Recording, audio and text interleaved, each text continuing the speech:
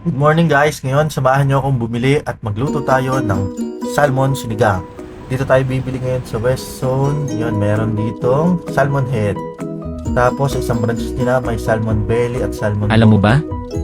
Bandang late 2010, kasabay ng pagdami ng mga Pilipino sa UAE, biglang tumaas ang demand sa salmon scraps tulad ng ulo at tiyan para sa sinigang at paksiw.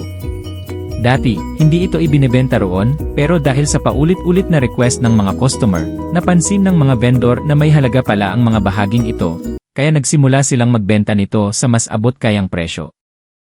Tapos, meron naman ditong fresh na pechay. Yung tipong akala mo, ang dami yung kamatis. Yun pala, orange lahat. Isa lang ang kamatis.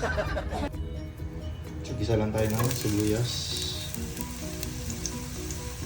Sunod na natin yung nag-iisa natin kamatis. Tandaan nyo, mas maraming masarap yun sa sinigang. Tapos gusto ko rin yung pangkuya.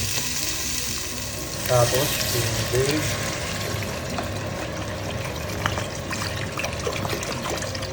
Asin.